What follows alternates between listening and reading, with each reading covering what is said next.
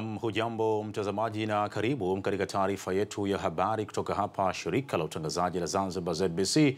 Ni imani yangu kwamba tuko nawe wakati huu. Kama ada yetu ilivyo, tutakujuza mambo mengi tulionayo kwa siku hii ya leo. Jina langu ni Abubakar Harith, na basi tuanze habari yetu kwa kutazama muktasari wa habari hizo.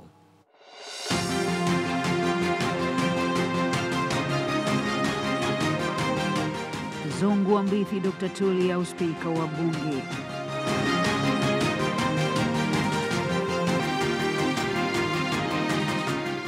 Wananchi wajawa na matumaini na Dr. Mwinyi.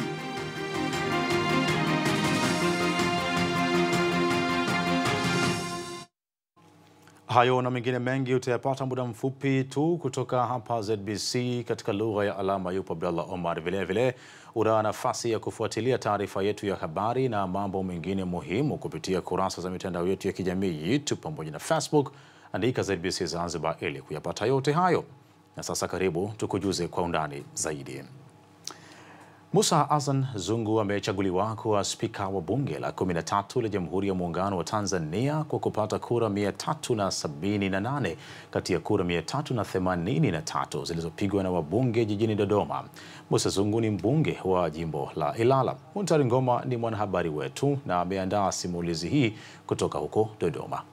Ni tarehe 11 Novemba 2025, siku ambayo ilikuwa inasubiriwa kwa hamu, ambapo wabunge mbalimbali Tanzania nzima wamekutana Dodoma. Shughuli ni moja tu ya kuanza safari ya awamu ya pili ya serikali ya awamu ya 6. Moja ya mambo muhimu ambayo leo yamechukua nafasi ni uchaguzi wa spika, kwa ishara ya kuanza kwa safari ya bunge jipya la 13. Kikao hiki cha kwanza cha bunge la 13 kilianza kwa katibu wa bunge Baraka Leonard kusoma tangazo la rais la kuitisha bunge. Tangazo la Mheshimiwa Rais la kuitisha bunge. Tangazo hili ndilo ambalo linahalalisha uwepo wenu hapa. Na hapa sasa muda wa kujinadi wa wagombea wateule uspika kutoka vyama 6 ukawadia, kila mmoja akionyesha dhamira yake. Nitatumia slogani inayosema taifa kwanza, vyama baadaye. Bunge hili litasimamia haki za watu. Bunge hili, kama serikali ilivyotangaza, mchakato wa katiba mpya uko njiani. Kura zikapigwa na katibu wa bunge akamtangaza Musa Azan Zungu kuwa spika wa bunge la Jamhuri ya Muungano wa Tanzania, aliyepata kura 378 kati ya kura 383 zilizopigwa. Walikuchagua wewe Mheshimiwa Musa Azan Zungu uwe spika wa bunge hili. Mimi Musa Azan Zungu nathibitisha kwamba nitakuwa mwaminifu kwa Jamhuri ya Muungano wa Tanzania kwa kutumikia kwa moyo wangu wote, na kwamba nitahifadhi, nitalinda. Majukumu ya uspika yakamvaa rasmi Mheshimiwa Musa Azan Zungu, ambapo nyimbo ya taifa ikafuata kama ishara ya kuwa na kiongozi mpya wa bunge kwa miaka 5 ijayo, iliyoambatana na hotuba yake iliyoainisha dhamira yake ya kutekeleza vipaumbele vya serikali na kuepuka upendeleo.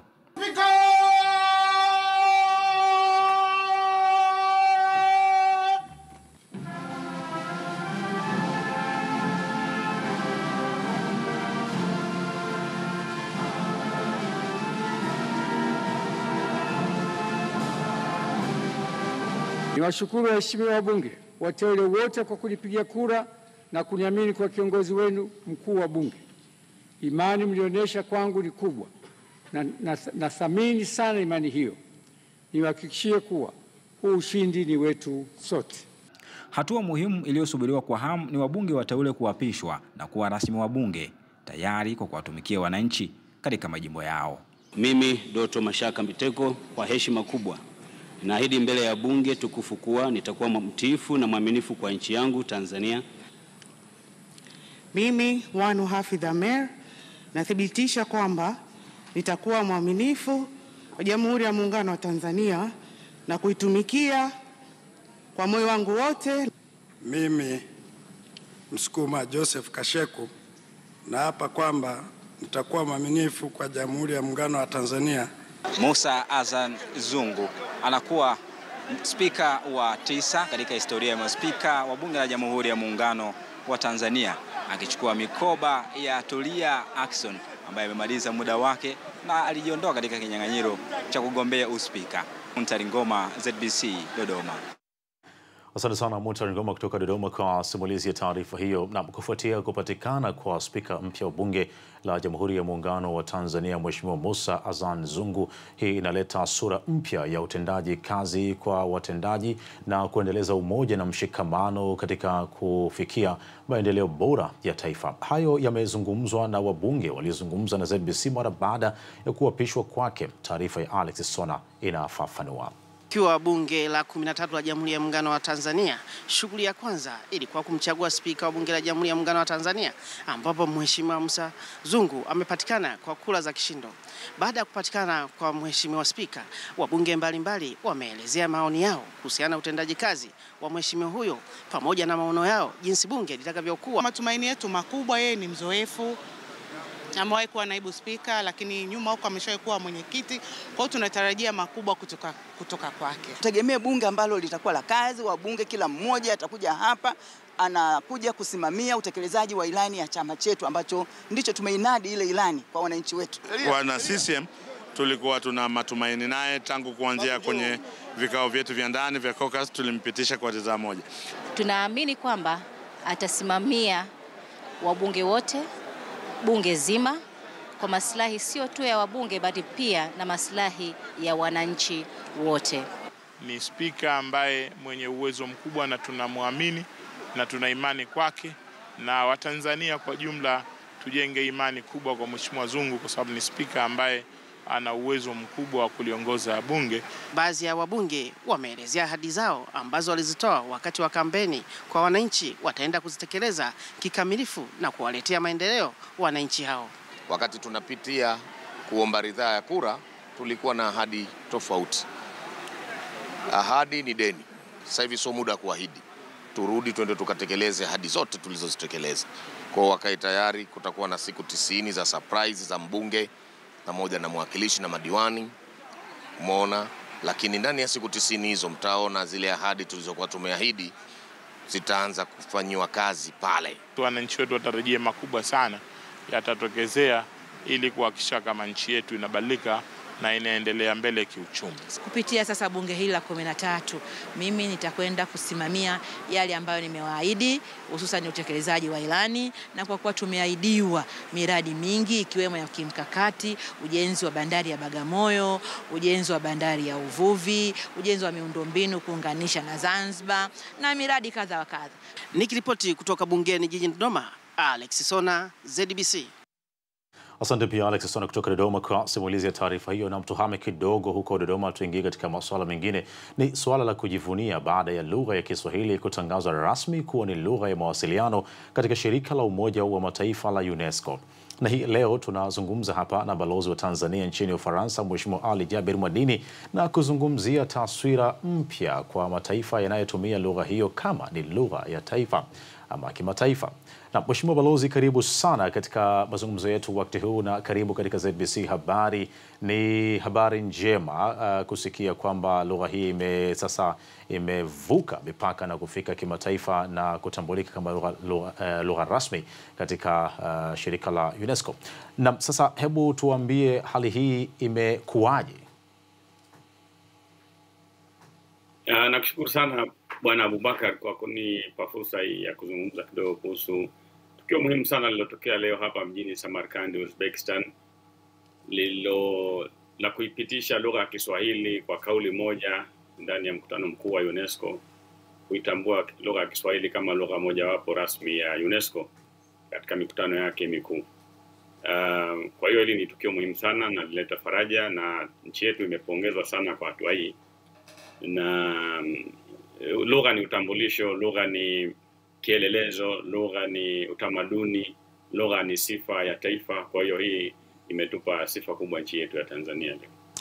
Mheshimiwa Balozi, kutokea kwa suala hili linatoa taswira gani katika ulimwengu, na hasa pengine haikudhaniwa labda lugha ya Kiswahili kufikia hatua hiyo? Hebu tuambie, hii inajenga taswira gani katika ulimwengu kwa sasa? Inajenga taswira chanya sana kwa sababu Kiswahili inakuwa ni lugha ya kwanza ya Kiafrika kutumika ndani ya UNESCO, hasa katika mkutano mkuu. Kwa hiyo tukio hili si la kawaida hata kidogo, na kwamba haikutambulika, naweza nikasema kwa kiasi fulani tulitarajia ingetokea, kwa sababu tayari hapa kwenye makao makuu ya UNESCO ilishatangazwa tangu mwaka 2001 kwamba tarehe 7 mwezi Julai kila mwaka ni siku ya lugha ya Kiswahili. Kwa hiyo ile ni dalili kwamba mataifa yameanza kuona umuhimu wa Kiswahili. Lakini pia kwa upande wa kanda zetu, bara la Afrika, Umoja wa Afrika, Jumuiya ya Afrika Mashariki na Jumuiya ya Maendeleo ya Afrika pia lugha ya Kiswahili. Kwa hiyo ukuaji wa Kiswahili huu ambao unachapuzwa ya viongozi wetu na shime walioiweka katika kukikuza Kiswahili, matokeo yake ndio haya. Kwa hivyo haikuja bure, ni kiasi kusema kwamba ilitarajiwa tungeona matokeo ya aina hii. Mheshimiwa Balozi, kwa ufuatiliaji wako na namna unavyofahamu, kuna juhudi zozote za moja kwa moja ambazo zimechukuliwa na taasisi za ndani? Nazungumzia sasa Tanzania, kwa mfano Baraza la Kiswahili la Taifa BAKITA, kadhalika na Baraza la Kiswahili la Zanzibar BAKIZA, labda kufikia hatua hiyo ambayo imefikiwa leo, ama ni jambo lililoibuka katika mustakabali mwingine ambao haukutarajiwa? Na kusema kweli, matokeo haya yametokana na juhudi za wengi kabisa. Kwanza, kama nilivyogusia, ni utashi wa viongozi wetu wa kuipeleka lugha ya Kiswahili mbele. Lakini kwa mujibu wa kanuni za UNESCO, lazima itokee nchi kupendekeza kuitambua lugha yoyote ile ambayo inatakiwa kutambuliwa kama lugha ambayo inatumika kama lugha rasmi. Kwa hiyo ilibidi Tanzania ilibebe jukumu hilo, na haitoshi tu kusema kwamba unapendekeza, lazima uwe na hoja za msingi, uziwasilishe, ziandikwe kitaalamu. Kwa hiyo maandishi hayo yameandikwa kwa kutumia nyenzo tulizonazo, balozi, Wizara ya Mambo ya Nje, Wizara ya Habari na wadau wenzetu wa BAKITA, na kuwasilisha na kuhojiwa na wataalamu kwenye kamati mbalimbali ikiwemo kamati ya sheria ya UNESCO, na kuwasilisha tena, na hata hiyo leo asubuhi hoja hii ilibidi tuiwasilishe tena kueleza umuhimu wa Kiswahili katika nyanja hizo, na hatimaye wajumbe wote waliridhia na kuipitisha bila ya kuihoji, na baadaye wakaunga mkono kwa kupongeza sana nchi ya Tanzania kwa kulipeleka. Kwa hiyo haikutokea bure tu, isipokuwa kulikuwa na juhudi za wadau wengi. Na hapa katika mkutano huu pia nimeshukuru kwa uwepo wa katibu mtendaji wa Baraza la Kiswahili Tanzania na baadhi ya wadau kutoka hizo taasisi zinazohusika. Kwa hiyo ni juhudi ya wengi kusema kweli. Aha. Sasa jambo hili limeshatokea, Mheshimiwa Balozi, kwa mtazamo wako kuna fursa gani na kwa kiasi gani kwa watumiaji wa lugha hii ya Kiswahili? Fursa ni nyingi. Kwanza Waswahili wanasema asiye kujua hakuthamini, na nimesema Kiswahili ni kielelezo cha utamaduni wa watu wa Afrika Mashariki na Kati kwa kiasi fulani, lakini hasa Tanzania. Kwa hiyo kutambuliwa kwa Kiswahili ni sawa sawa na kuwatambua watumiaji wa Kiswahili. Kwa faida zipo nyingi, na faida nyingine zinazoambatana na kutambuliwa kwa Kiswahili ni kuongeza udadisi. Leo nimepata maulizo mengi ya mabalozi na watu wengine, wawakilishi wa taasisi za kimataifa, wakiuliza kuhusu Kiswahili. Hapana shaka watu hao watatamani kujua historia, chimbuko, mwendelezo, tafiti zinazohusiana na Kiswahili, na itawajengea udadisi, na wengi wao wameonyesha azma ya kujifunza Kiswahili, na wengine wameeleza wanachokijua kuhusu Kiswahili. Kwa maana hiyo, hapana shaka Kiswahili kitasaidia kuwatangaza watu wanaokitumia. Lakini pia fursa nyingine zinakuja kwenye kutoa fursa za kufundisha Kiswahili, kuchapisha vitabu vya Kiswahili na kuviuza, kutafsiri nyaraka nyingi zilizopo kwa lugha ya Kiswahili na kadhalika na kadhalika, lakini pia kutangaza vielelezo vingine vinavyoshabihiana na Kiswahili, ikiwemo utamaduni wa nchi za Afrika Mashariki pamoja na hasa za Tanzania, vingine vinavyoambatana na utalii. In fact, watu wengi huja katika maeneo yetu si tu kuangalia vile vitu tulivyovizoea kama fukwe ama misitu. Wengine huja kwa ajili ya kujifunza masuala yanayohusiana na utamaduni ambao kibebeo chake ni lugha. Naam. Mheshimiwa Balozi, kwa kumaliza kwa sekunde chache, labda sasa tuambie nini kifanyike kwa upande wa Tanzania, maana ni nyumbani na tunathubutu kusema Kiswahili hasa ndiko chimbuko lake. Kama hili limeibuka moja katika fursa nyingine, sasa nini kifanyike kwa hao ambao wenye Kiswahili wenyewe? Weledi ni muhimu sana, na bila shaka upo, na mambo mengi yamekuwa yakiendelea kufanyika kwa sababu hatuko kimya, naamini, na tumekuwa tukishirikiana na hao wadau wa nyumbani katika kukifikisha Kiswahili mahali pazuri, lakini na kunufaika na tija ya Kiswahili. Kinachotakiwa kwa sasa miongoni mwa mengi ni kuhakikisha kwamba tunavyovitendea kazi vya kutosha ili kuwafikia kwa urahisi watu ambao wataguswa na hamu ya kujifunza Kiswahili au kutumia Kiswahili na kuchangamkia fursa zilizopo katika maeneo mbalimbali. Nchi nyingi huku duniani watu wanafundisha Kiswahili. Tungetamani zaidi kuona walimu wao wanatoka Tanzania, vitabu vinatungwa Tanzania na tafiti zinafanywa na Watanzania, na hivyo Watanzania kunufaika na fursa zinazoambatana na kuenea kwa Kiswahili duniani. Nakushukuru sana Mheshimiwa Balozi wa Tanzania nchini Ufaransa, Mheshimiwa Ali Jaber Modini, kwa kuungana na sisi wakati huu kuzungumzia swala hili ambalo ni muhimu sana kwa lugha ya Kiswahili kufika anga za kimataifa na kuwa lugha rasmi ambayo itatumika katika miongoni mwa majukumu na shughuli za UNESCO. Nikutakia kila la kheri na mchakato mwingine muhimu wa yale ambayo ni majukumu yaliyokukabili kama balozi wetu hapo Ufaransa, lakini sasa ukiwa hapo Uzbekistan. Asante sana, nakushukuru sana Ubaka. Asante sana. Na mtazamaji, alikuwa ni Balozi Ali Jaber Modini, balozi wa Tanzania nchini Ufaransa, ambaye kwa sasa yupo pale Uzbekistan. Katika mambo muhimu yaliyokuwa yanajadiliwa ni mojawapo ya lugha ya Kiswahili kutumika sasa rasmi katika shughuli za UNESCO, na hii ni faraja na hatua muhimu sana kwa Afrika, lakini wana Kiswahili kwa ujumla wake. Sasa je, fursa itakuwaje kwenu? Ni wakati wa kuchangamkia. Na kwingineko, wananchi wamesifu mikakati ya Rais wa Zanzibar na mwenyekiti wa Baraza la Mapinduzi Dr. Hussein Ali Mwinyi katika vipaumbele vya utekelezaji wa mipango ya maendeleo aliyoitoa hapo jana. Wananchi hao wanasema kama alivyotekeleza ahadi zake katika awamu iliyopita kwa mafanikio, awamu hii wanatarajia makubwa zaidi. Hamisu Ali anasimulia taarifa hii. Kwa hivyo matumaini yetu ni makubwa kwamba vile alivyozungumza kwa kipindi cha miaka 5 ijayo, kama miaka nyuma kama 1 kwa 40, hii ya pili na shaka ni 40 kwa 120. Kwa hiyo mimi nazidi kumpa nguvu, tunampongeza mheshimiwa wetu. Wakizungumza na ZBC, wananchi katika maeneo mbalimbali ya mkoa Mjini wamesema jitihada hizo pia zimechangiwa na utulivu na amani iliyopo nchini. Kwanza Mheshimiwa Rais amesema ataunganisha daraja kutoka Charawe mpaka Chwaka, hilo ni kubwa. Kuunganisha mikoa wa kusini kaskazini, hilo ni kubwa, na vile vile kuendeleza mambo yote yale mazuri ambayo tunahisi sisi kwamba tutatupatia tija katika nchi yetu hii. Kwanza kabisa, maoni yangu mimi, ningeomba Mheshimiwa Rais aendelee kufanya makubwa zaidi kuliko yale ambayo kwa kwamba yaliyokuwa yamepita ya kipindi cha kwanza. Hichi kipindi cha pili mimi ningependa kwamba Mheshimiwa Rais afanye makubwa zaidi. Hotuba ilikuwa nzuri sana, imetuhamasisha wananchi, tumefurahi sana sana sana kwa sababu ameeleza hali halisi ya Zanzibar yetu ilivyo, na sisi tuko naye bega kwa bega. Wallahi nimevutika na barabara kwa sababu bila barabara hakuna maendeleo. Barabara ndo kila kitu.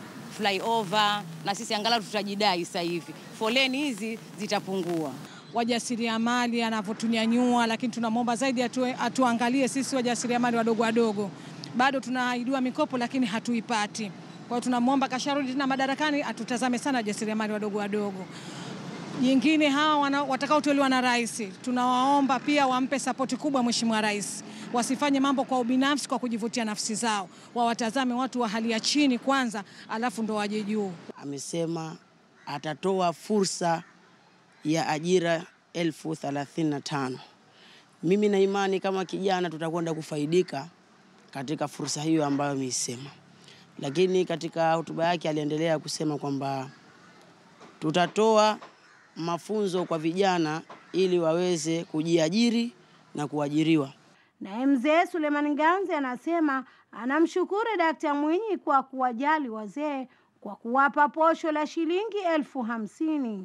Hasa sisi wazee tunamshukuru sana kwa kutuongezea posho kutoka shilingi 20,000 kufikia shilingi 50,000. Na alisema ataboresha zaidi, ataongeza zaidi. Hapo tutakuwa tunaringa Hamisu Ali, ZBC. Taarifa ya Hamisu Ali inatupeleka mapumziko, na tukirejea hapa tutakujuza taarifa nyingine muhimu tulizo nazo, na hizo tutakazo kujuza huu ndio muktasari wake.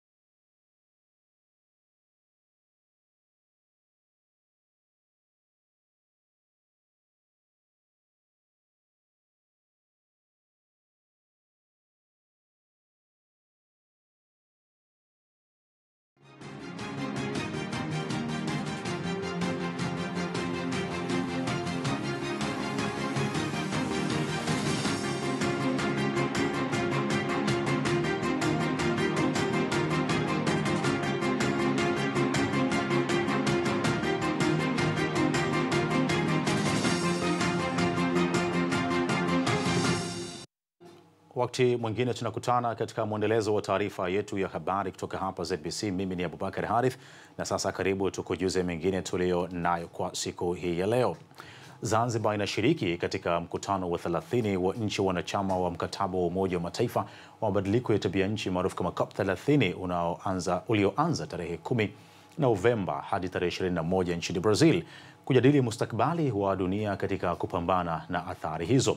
Hapa Zanzibar, mjadala huo tayari una majibu, kile kinachojadiliwa kwenye meza za kimataifa. Zanzibar inatekeleza kwa mikono ya wananchi wake. Mwandishi wetu Habiba Salum anatuonesha tiba ya mabadiliko ya tabia nchi kupitia mizizi ya mikoko. Karibu. Katika mahojiano na ZBC, wavuvi wanakiri kuwepo kwa mabadiliko ya tabia nchi. Bahari muda mwingine huchafuka, maji yakafika mpaka juu kwenye soko, mpaka ndani yanaingia maji kwenye soko. Baadhi ya siku moja tu kama ndoto, ilitokea wimbi, samaki waliokuwa sehemu kama hizi wote wakapandishwa juu na wimbi, wengine wakakimbia. Samaki wamepotea na kupotea. Sasa basi, hiyo hali inatuathiri kwamba mapato yanakuwa madogo katika msimu mzima wa mwaka. Unaweza ukavua labda mwezi mmoja au mvua 2, 3, msimu mzima wa mwaka mnahangaika tu. Ikifika tarehe kama hizi hapo unazoona za kutaka kubadilika upepo, maana kipindi kiapo muda mchache tu utakuja upepo wa kaskazi kutoka kusi kuja kaskazi. Ndio maana unakuta haya mvua, yani kama ni mapokezi ya mabadiliko ya hiyo hali ya upepo. Miongoni mwa walioona mabadiliko haya kwa macho ni Musa Kombo Musa, mdau wa mazingira kwa zaidi ya miaka 30. Tembelea kisiwa Panza. Ukifika hapo huko mkoani, kuna eneo kule unaona kisiwa. Kile kisiwa zamani watu walikuwa wakizikana hapo karibu. Baada ya mabadiliko ya tabia ya nchi, maji kupanda juu, miili ya maiti ambayo haijachunika hata kidogo iko vizuri kabisa vile kama ilivyokuwa mzima. Na ni wa miaka na miaka ni dahari. Kwa hivyo huyo maiti ilibidi atafutiwe sanda nyingine, achimbiwe kaburi sehemu nyingine na azikwe tena. Musa Kombo na wenzake wanasema mabadiliko haya hayatokei tu baharini, hata mashambani yanaonekana. Hivyo kupanda mikoko ni tiba mbadala. Kule ng'ambo ya mto Ubara kule, nafikiri sasa hivi wanazingatia maeneo mengi sana na mikoko inapandwa mingi mno. Tukaotesha mikoko eneo kubwa sana yale ule ufuko ule, ili maji yaache kupanda juu. Sasa mikoko tuliyopanda inazidi miaka 12, kwa hivyo imekuwa mikubwa. Na bahati nzuri hata wale samaki sasa wanavua hapo karibu, kwa sababu samaki wanazaliana hapa kwenye mikoko. Kwa hivyo wao uvuvi wao sio mbali sana. Licha jitihada hizi, wapo wanaotia pamba masikioni. Musa Kombo anatueleza namna teknolojia inavyowabaini. Mama, ukikata mkoko hapo ndani ya siku 3 wakija wakipiga picha tu pale, ikipigwa hiyo picha sisi tunakuona kwenye satellite. Kwa hivyo ndani ya siku 3 tunakukamata, tunapeleka taarifa yako polisi. Kama ni Unguja, kama ni Pemba, ukishapeleka taarifa polisi wanakuja kukushika, unaenda kituoni, inaenda kesi. Ile kesi hataki kesi kubwa, aoteshe mikoko mingine 40, mikoko mingine 100. Mwenye macho hambiwi tazama. Jumuiya zisizo za kiserikali nazo zina mchango katika kupambana na hili kupitia program zake. Katika kipindi hichi tunakuwa tunazungumza na jamii moja kwa moja juu ya ujumbe wetu kama asasi za kiraia katika kuhifadhi mazingira na kukabiliana na mabadiliko ya tabia nchi katika wiki husika. Ni kuwapa uelewa ili kusudi waweze kuelewa kwamba hizi juhudi ambazo zinafanywa na serikali na asasi za kiraia ni kwa ajili ya kuhifadhi, kwa ajili ya vizazi vya sasa, lakini pia kwa ajili ya manufaa vizazi ambavyo vitakuja. Zaka ni miongoni mwa taasisi zinazoshiriki kwenye mkutano wa COP30 nchini Brazili. Wanasema wanachokipeleka mezani ni ushahidi hai kwamba suluhisho la mabadiliko ya tabia nchi linaanza katika jamii. Zaka tunawaahidi kwamba yale miongoni mwa mambo ambayo yatakuwa yamewafikiwa kule kwa ajili ya utekelezaji katika nchi hizi za Afrika, ambapo Tanzania ni miongoni mwa hizo nchi, basi sisi tutakuwa ni wenye kuyafunza yale. Habiba Salum, ZBC. Asante Habiba Salum kwa simulizi ya taarifa hiyo. Zanzibar Maisha Bora Foundation kwa kushirikiana na kampuni ya Mixx by Yas wametoa mafunzo maalum kwa vikundi vya wakulima wa mwani katika kijiji cha Uzingambwa juu ya huduma za kidigitali za kuweka akiba inayotolewa na Mixx by Yas. Mwanaisha Musa ana taarifa kamili.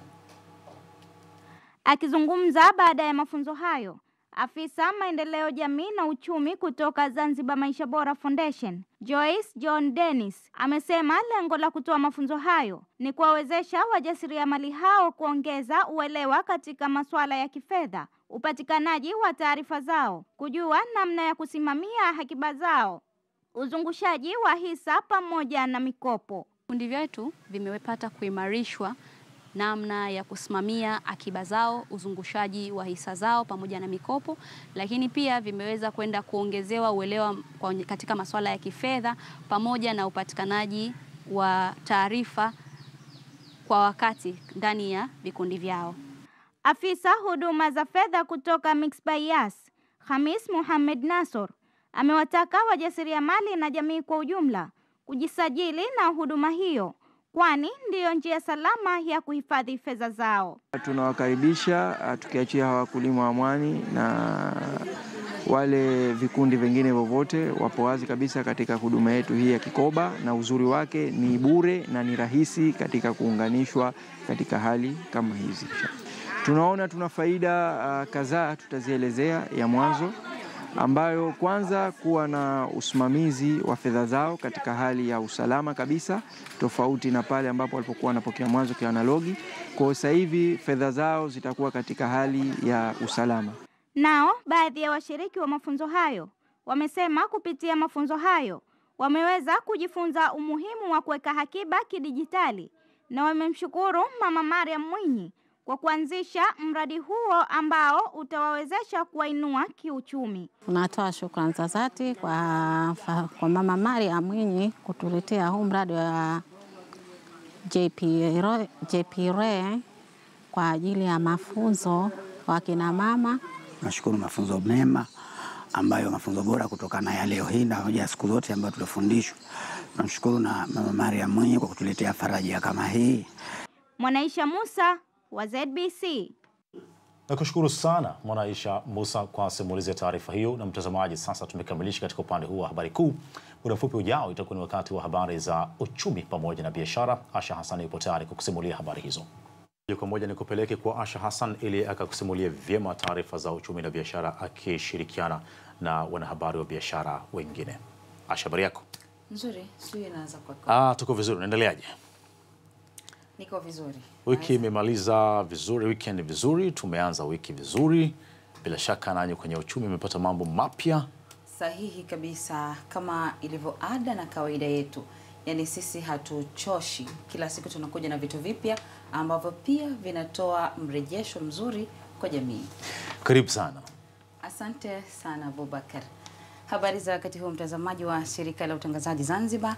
Kama ulivyotambulishwa, mimi ni Asha Hassan na tuanze moja kwa moja kwenye habari zetu tulizonazo siku hii ya leo. Zanzibar inategemea kuwa mwenyeji wa maonyesho ya biashara ya kimataifa yatakayoibua fursa kwa wafanyabiashara wazawa kutoka mataifa yatakayohudhuria maonyesho hayo yatakayoanza tarehe 29 Disemba hadi 16 Januari 2026. Mapema leo nimezungumza na msaidizi mkurugenzi mtendaji wa taasisi ya Unique Tech inayoshughulikia uratibu wa shughuli mbalimbali, Kurthum Suleiman Abbas, na kuanza kumuuliza ni washiriki wangapi wa kimataifa watakaoshiriki maonyesho hayo. Tuna nchi kama 10 ambayo 5 zinatokea Afrika, ndani ya Afrika, na 5 ziko nje ya nchi, ambao ziko za Afrika kuna Uganda, kuna Kenya, kuna Burundi, Zimbabwe, wote wataparticipate katika maonyesho haya. Lakini tukienda katika kitaifa, kuna Brazil, kuna Waturuki, kuna India, kuna watu wa Oman ambao tayari washachukua ile booth nzima tayari kwa peke yao. Mtapata kila kitu kinachohusiana na Oman, Brazil, Uturuki, India, China. Mataifa ni makubwa kama alivyoweza kusema, ni makubwa. Mpaka sasa maandalizi yapoje kuweza kuhakikisha kwamba wanakuja katika safe hand? Maandalizi mpaka sasa ni mazuri kwa sababu tunaenda kule kwenye eneo husika, tuna ratib, lakini pia tupo katika kutafuta njia bado za kuwaleta watu kule ili mafanikio haya yawe makubwa zaidi kama tunavyotaka yawe. Tayari tupo katika kushirikiana na hizi mahoteli, lakini pia kampuni za watalii ili kuweza kutoa zile hoteli kuwapa punguzo kwa ajili ya maonyesho haya. Ukija kule inakoko hutochajiwa pesa kama unayochajiwa kila siku. Tayari kuna discount for hawa waonyeshaji watakao kuja kuonyesha na walivyokuwa navyo. Mashirikiano yenu pamoja na serikali kuweza kuhakikisha hili jambo linaenda sawa. Nikiangalia katika arrangement ambayo mmeipanga kule maonyesho, tunaona kuna nafasi za ofisi za serikali, uchumi wa buluu na vitu kama hivyo. Alhamdulillah, serikali imetuunga mkono vizuri, tupo kwa pamoja. Mpaka sasa ninavyokuambia, mashirika ya serikali mengi tayari washachukua mabanda yao kule. Kwa hiyo mashirikiano yao kwa sema ukweli kwa serikali wamejitokeza kwa wingi sana na wametuunga mkono vizuri sana. Tunajua maonyesho kama hayo yanakuwa yanatoa fursa hasa kwa wazawa. Labda mpaka sasa mmejiandaaje kuweza kuhakikisha kwamba wazawa, tunazungumzia Wazanzibari, wanapata hii fursa kwa namna yoyote hasa ya ajira? Ndiyo, fursa za ajira ziko kwa wingi kabisa, especially ukiangalia kule kutahitajika wale watu ambao wanajenga ile mashamiana. Kwa hiyo pia ni sehemu ya ajira kwa ajili ya wazawa wa nchini kwetu, lakini pia tunahitaji wataalamu wa kiafya. Hiyo ni sehemu yao pia. Tunahitaji walinzi. Hiyo ni sehemu yao pia kupata ajira, lakini pia tunahitaji wa cleaners hawa. Kwa hiyo pia ni sehemu yao pia kupata ajira. Kwa kiasi gani mmeweza kuwashajihisha hawa wajasiriamali ambao wanatumia product tunaweza kusema za asili, tukiangalia kama tukigusia mwani pamoja na karafuu na spice nyingine, wao wakapata ushiriki kwa namna moja ama nyingine katika maonyesho hayo? Fursa yao hiyo ipo, kwa sababu pia tumeandaa sehemu maalum ambayo hiyo itakuwa branded made in Zanzibar. Kwa chochote ambacho kimefanywa kutoka Zanzibar, wanatumia mwani, sijui anauza spice, sijui anatumia nini, hiyo huko lazima akakipresent huko, watu waweze kujua kitu gani hasa Wazanzibari na sisi tunacho. Wazanzibari tumeproduce nini, huko utakiona huko katika made in Zanzibar. Lakini pia kuna watu ambao wako tayari kujiunga na Wazanzibari ili kuweza kusambaza mfano mwani. Watu wa Zanzibar, kuna watu wa nje wanataka mwani lakini hawajua upate wapi. Kwa hiyo tunaweza kwenda huko kuwaunganisha kwa pamoja ili wakawa ni distributors wa hizo mwani. Watakaokuja katika maonyesho wategemee nini cha kipekee ama kitofauti katika maonyesho hayo?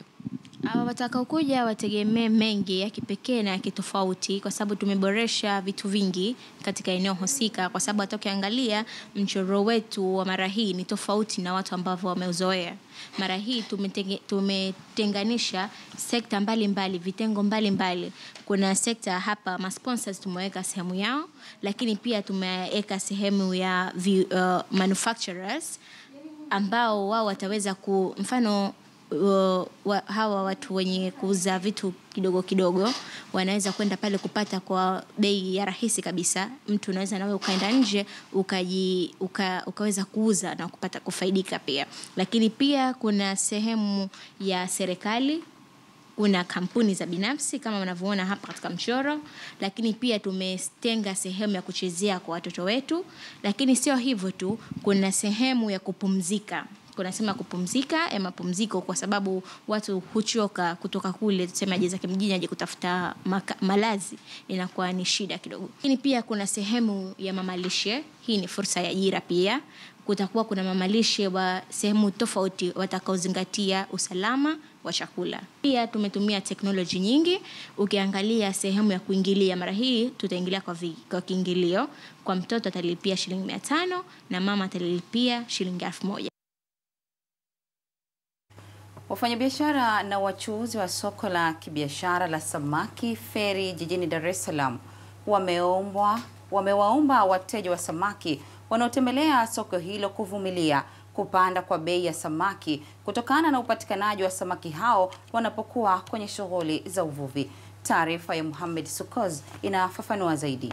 ZBC imefika katika soko kuu la biashara ya samaki hapa Feri kuzungumza na wachuuzi pamoja na wafanyabiashara wa biashara hii ya kuuza samaki ambao nao walikuwa na yao ya kusema kuelekea upatikanaji na uuzaji juu ya upandaji na ushukaji wa bei ya samaki.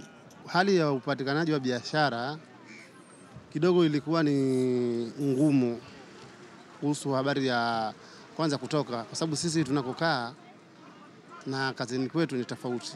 Wengine wanakaa Chanika, wengine wanakaa Gongola Mboto, wengine wanakaa Mkuranga. Sasa sisi tunaanza kufanya kazi kuanzia saa 12 mpaka mida saa 10. Sasa kutoka kule saa 12, kule tunaanza kutoka saa 10 usiku. Saa 10 inakuwa ni ngumu sana kutoka kulingana na hali ilipo sasa hivi. Kwa hiyo ilikuwa kuna changamoto hiyo.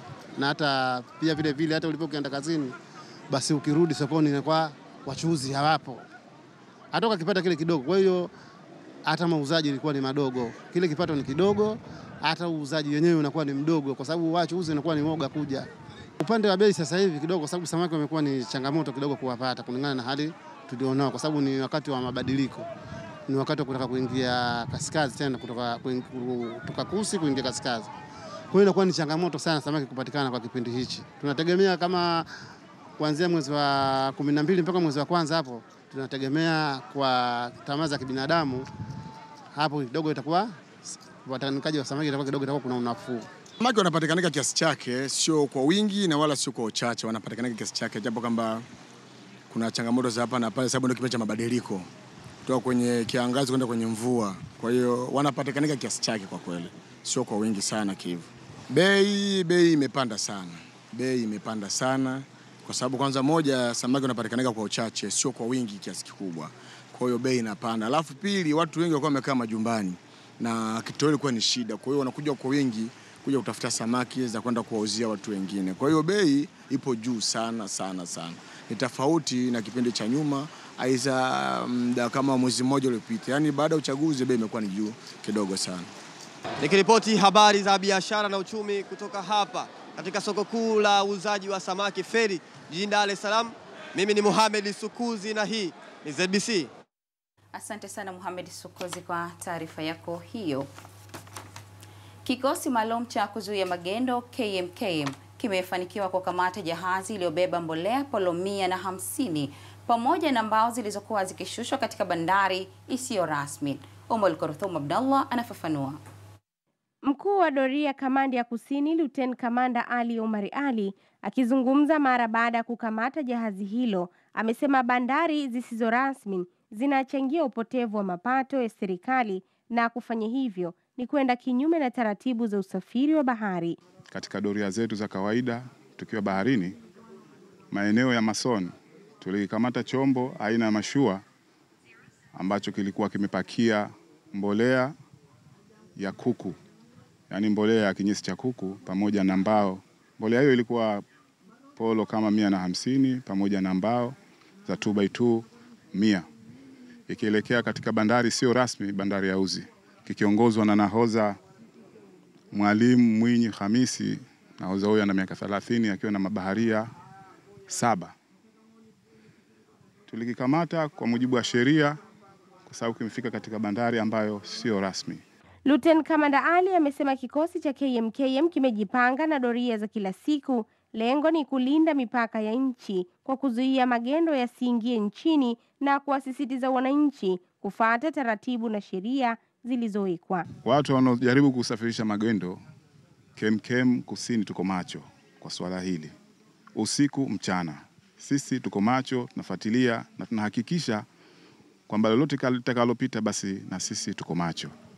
Fateni sheria, utaratibu unaotakiwa wa serikali kuepuka hasara ambayo itawatokezea juu yao. Na vile vile chombo hichi Kalundi ambacho kina namba ya usajili 1720 Z1720 leseni yake imemaliza toka mwezi wa 8. Kwa maana hiyo hata hicho chombo yenyewe kina makosa. Othman Hatibu Vuai, msaidizi mkuu wa karantini na ukaguzi wa mazao Zanzibar, amesema jahazi hilo limesafirishwa kinyume na utaratibu, kwani bidhaa hizo zinatakiwa kukatiwa vibali Wizara ya Kilimo ili kuepusha athari zinazoweza kujitokeza kwa binadamu.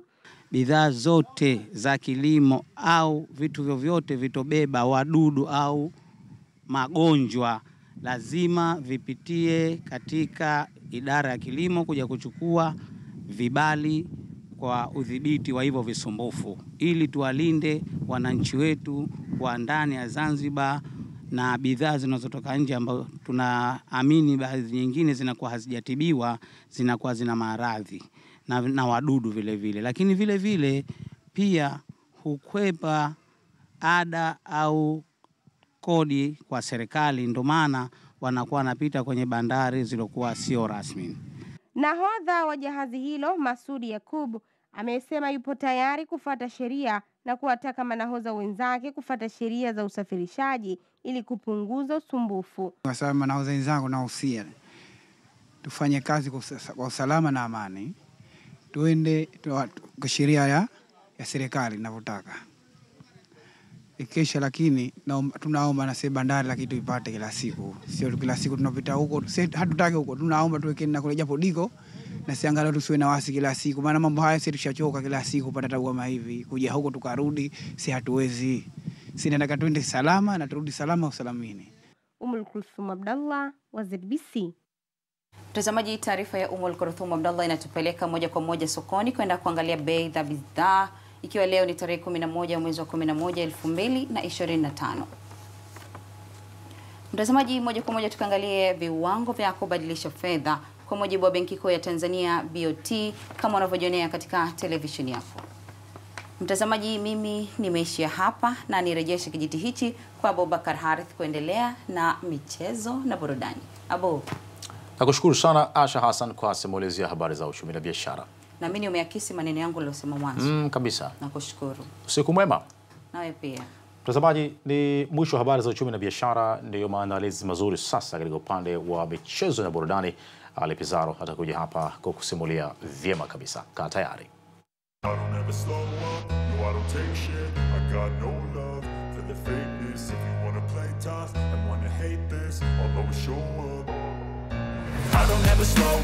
no I don't take shit. I got no love for the fakeness. If you wanna play tough and wanna hate this, I'll always show up and make a statement. I don't ever slow up, no I don't take shit. I got no love for the fakeness. If you wanna play tough and wanna hate this, I'll always show up and make a statement. Everything I do so instinctive and so passionate. Every word I move so descriptive like an adjective. Naam, wakati umefika sasa katika upande wa habari za michezo pamoja na burudani, na nipo naye hapa mshambuliaji asiye na bahati uwanjani, Ali Pizarro akitusimulia habari hizo na wana michezo wengine. Pizarro, habari yako? Safi, vipi hali? Niko vizuri sana. Vijana siku hizo wanasema umewaka kweli kweli. Natumia kauli hiyo sana. Nilie naye ananijali sana, ndio maana nimependeza kiasi hiki. Hongera sana. Nakushukuru sana, nawe ufanye uje katika chama hiki basi. Soon to especially. Kuna nini leo katika michezo? Kubwa zaidi kuhusiana na mechi ya Taifa Stars na Kuwait ya kirafiki ya kujiandaa na michuano ya AFCON ambayo itachezwa kule Morocco mwezi Disemba mwaka huu. Kwa hiyo ndio kitu ambacho kinazungumza sana mpaka hivi sasa. Usimalize hondo, wengi wanasubiri hayo. Karibu. Asante sana. Naam, mtazamaji wa ZBC, karibu tena kwenye taarifa yetu ya habari. Sasa ni michezo na burudani. Kama ulivyotambulisha hapo awali, mimi ni Ali Pizarro na tunaanzia kule jijini Dar es Salaam. Timu ya taifa ya Tanzania, Taifa Stars, imefanya mazoezi ya kujiandaa na mchezo wa kirafiki dhidi ya Kuwait utakaopigwa Cairo nchini Misri, ikiwa ni kujiandaa na mashindano ya AFCON. Taarifa Mohamed Sikuzi inaeleza zaidi. Akizungumza na waandishi wa habari katika viwanja vya Gymkhana jijini Dar es Salaam, kocha mkuu wa Taifa Stars Miguel Gamondi ameeleza namna kikosi na timu inavyoendelea na mazoezi kwa ajili ya kujiandaa dhidi ya mchezo wa kirafiki ambao utapigwa kule nchini Misri, jimba la Cairo, na hapa anaeleza. We find a very good reception from the players. We are very happy, and me particularly I'm very proud to be with this opportunity to be the national team. Tumekuwa na wakati mzuri na wachezaji wanafurahia. Nimefurahishwa kuwa kwenye nafasi hii ya kuwa kocha wa timu ya taifa ya Tanzania. Kitu muhimu kwangu sio matokeo, ni kuona timu ikicheza vizuri ili kufanyia kazi makosa yote kabla ya kwenda kwenye mashindano. The most important for me this friendly game is not about the result, is to evaluate player and starting to put the game model in the player. Kwa upande wao wachezaji, mlinzi wa pembeni wa timu ya taifa Tanzania na Shomari Kapombe ameeleza namna wachezaji walivyojiandaa kwa ajili ya kukabiliana na michezo hiyo ya kirafiki, lakini pia walivyojiandaa kwa ajili ya kwenda katika michuano ya AFCON mwaka huu. Tumeingia kambini kujiandaa na mchezo wa kirafiki uliokuwa mbele yetu. Na imani utakuwa ni mchezo mzuri na utakuwa ni mchezo wenye maandalizi mazuri kuelekea katika mashindano ya AFCON. Na sasa hivi kama unavyoona tuna benchi jipya la ufundi, nadhani linaendelea kututengeneza na kutengeneza vitu vyake ambavyo inahitaji kuelekea katika mchezo huu. Na imani sisi kama wachezaji tuko tayari kupokea kile ambacho mwalimu anatuelekeza kwenda kukifanya katika mchezo huu wa kirafiki, na vile mafunzo ambayo yanaendelea ili kuweza kufanya vizuri katika mashindano ya AFCON. Timu ya Tanzania Taifa Stars inatarajia kucheza mchezo wake wa kirafiki huko nchini Misri kwa ajili ya kujiandaa na michuano ya AFCON. Na nikiripoti habari za michezo na burudani kutoka hapa viwanja vya Gymkhana jijini Dar es Salaam, mimi ni Mohamed Sukuzi na hii ni ZBC. Naam, kila la heri kwa Taifa Stars katika mchezo huo wa kirafiki. Katibu Mkuu Wizara ya Habari, Vijana, Utamaduni na Michezo Fatma Madraja ametoa maelekezo kwa wakandarasi wa ujenzi wa viwanja vya michezo vya Mwehe na Kitogani kumaliza kwa wakati ujenzi wa viwanja hivyo ili kuendana na kasi ya serikali ya awamu ya 8 ya kuimarisha michezo nchini. Tujiunge na Herivwa Kidema. Katibu Mkuu Wizara ya Habari Fatma Hamadi Rajab amekwenda kuzungumza namna ambavyo miradi hii inaendelea na kuridhishwa. Kadhalika pia akimpongeza Rais wa Zanzibar na Mwenyekiti wa Baraza la Mapinduzi kwa kazi nzuri ambayo inaendelea kuifanya. Tuna viwanja 17 vya wilaya na mikoa ikiwemo na compound ya Maisara, lakini kwa kweli leo hii kama ambavyo tumejionea, ndugu zangu waandishi wa habari, tumekwenda katika kiwanja cha Kitogani na tayari kipo 98% kumalizika kwake, na kiwanja cha Mwehe kipo kama 95%, ambapo kwa kweli nayo hatua nzuri. Viwanja hivi vyote tunategemea kuvizindua katika sherehe za mapinduzi matukufu ya Zanzibar. Lakini sambamba na hilo pia tumeangalia kiwanja cha Unguja Ukuu. Nafikiri hali tumeiona sote, iko katika asilimia karibu 80, inaridhisha sana. Bado hatukusita hapo, kama tunavyoona hapa tuko katika kiwanja hichi cha Maisara na hatua bado zinaendelea kuwa vizuri. Zote ni juhudi za Mheshimiwa Rais kwa vijana wake, kwa wanamichezo wake. Kwa kweli ni rais wa mfano, kafanya kazi kubwa sana ndani ya kipindi cha miaka yake 5 ya mwanzo. Kwa hiyo tunategemea makubwa zaidi ambayo atayafanya katika miaka yake 5 ambayo anakwenda kumalizia 2030. Kwa hiyo tunakwenda mbio sana na hawa wakandarasi ili wamalize kwa muda, kwa sababu muda wao uliobakia ni mchache. Kuna baadhi tumaendelea kuwa na changamoto 2-3 ambapo tunaweka sawa, lakini of course wangelikuwa washamaliza. Kwa hiyo miradi iko vizuri, na kama mnavyoona hii miradi kama huu tuliopo sasa hivi ni wa mwisho. Ile ambayo ni wa mwisho ndio utakuta bado carpet hawajatandika na vitu vingine, lakini mengine ambayo tumetoka mwanzo huko kusini Mwehe, Kitogani na pia nimeona kwamba miradi almost inakamilika. Tumejionea namna ambavyo viwanja vinaendelea kutengenezwa, hii ikiwa ni azma ya Rais wa Zanzibar na Mwenyekiti wa Baraza la Mapinduzi Daktari Hussein Ali Mwinyi kwenda kukamilisha viwanja 17 kwa kila wilaya pamoja na mkoa. Sasa ni fursa kwenu vijana kwa ajili ya kuonyesha vipaji vyenu vya football. Kutoka hapa katika maeneo ya viwanja vya Mombasa, mimi ni Heri Kidema, ZBC. Sana Heri Kidema, na hivi sasa tugeukie ligi kuu soka ya Zanzibar. Timu ya Kipanga imefanikiwa kupata ushindi wa bao 1-0 dhidi ya Uhamiaji katika mwendelezo wa ligi kuu soka ya Zanzibar mzunguko wa 8 uliochezwa katika viwanja vya Mau. Ikram Omar ametembelea viwanja hivyo na hii hapa ni taarifa yake. Mzunguko wa 8 ukianza leo hii katika uwanja wa Mau Situn wa ligi kuu soka Zanzibar kati ya Uhamiaji dhidi ya Kipanga, na Uhamiaji akapoteza kwa goli 1-0 dhidi ya Kipanga. Baada ya mchezo huo tumepata kuzungumza na makocha wa pande zote mbili. Mpira ni mchezo wa nafasi. Wachezaji kweli timu imetengeneza nafasi nyingi, lakini seka kuwa makini kwenye kumalizia, lakini always vitu kama hivyo maana yake ni changamoto kwetu. Tunachukua tunaenda kufanya navyo kazi kwenye kiwanja cha mazoezi ili next time tutakaporudi basi wa convert kutoka kwenye nafasi kwa magoli. Nzuri, very tactical kwenye eneo la midfield zone. Kwa hiyo tulikuwa na sisi lazima tutumie tuwe very aggressive ili kuweza kutawala katika ile eneo. Sio kazi rahisi, lakini Mungu atujalia basi tumepata. Tumshukuru Mungu tumepata alama 3, basi tunaangalia mchezo unaofuata. Naweza kusema kwamba bado rhythm ya timu yetu haijarudi kisawasawa. I know kwamba kuna reason behind imetokezea. Once tulipokuwa tuna win zile mechi za mwanzo, fitness ilikuwa iko high intensity, lakini baada ya mapumziko ya wiki moja yametusababishia rhythm pia kuondoka.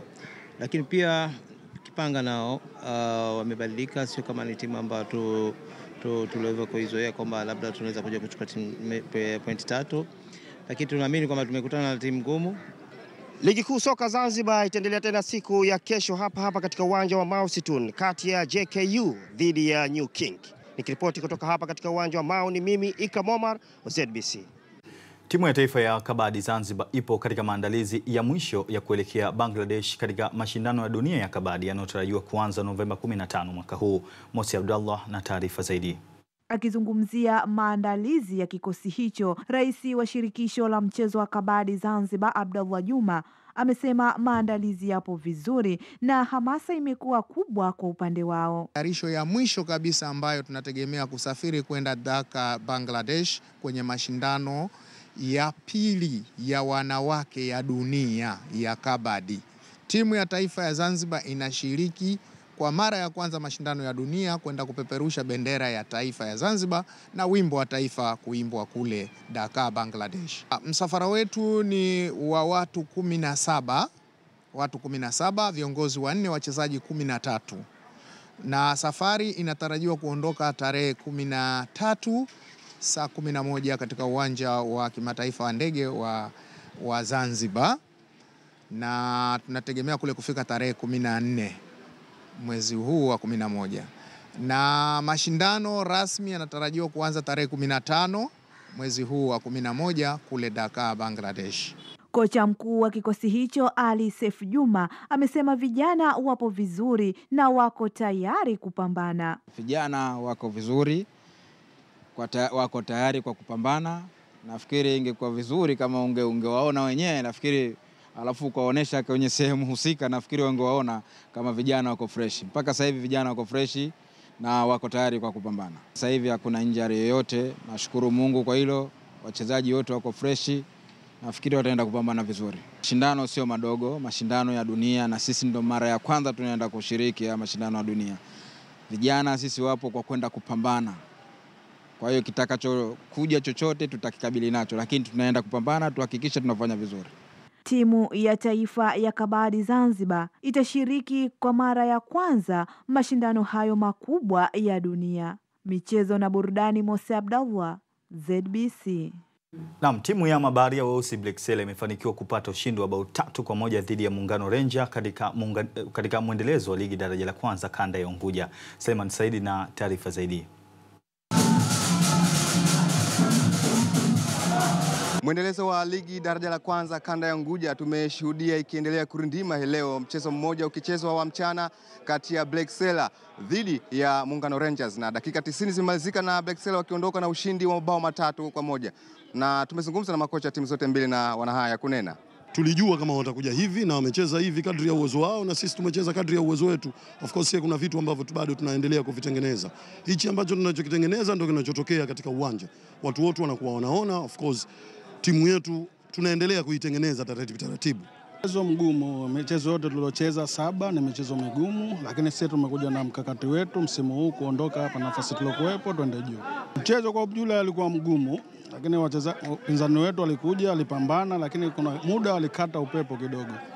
Sisi tukatumia nafasi ile kwa kuscore.